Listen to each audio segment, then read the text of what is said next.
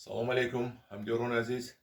خیلی وقت شد من نوار ثبت نکرده نپرداختگی بودم در گروه در فیسبوک.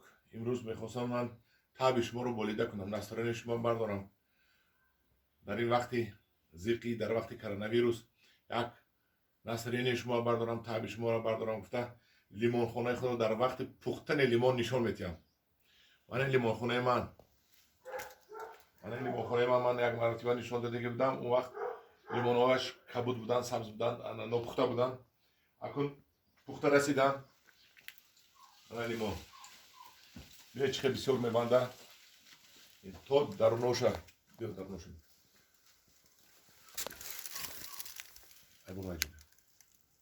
تا درونوشه بستگی های ببینه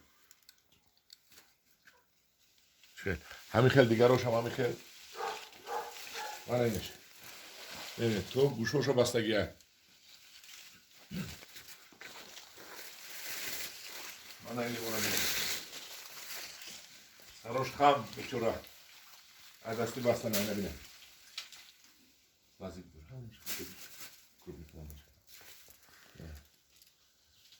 این همش لیمون چوی میشه و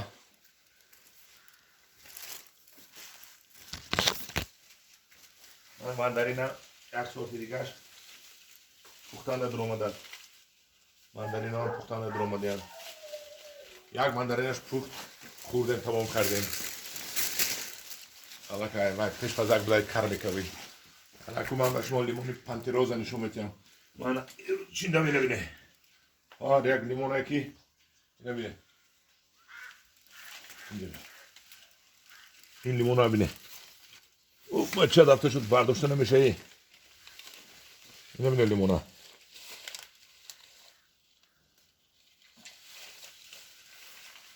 آنها درخت لیمون بینه چه بستگی. لیمون یک درخت یکی تو درونشو میبنده. درونش میشه. تو درونشو میبنده. این درخت کمکوات اینش هم پخته و مسعود است. کمکوات. این درخت در تاجیکستان ندیدم هیچ کس. الان خیلی لیمون خونه من. هم خیلی لیمون کنی.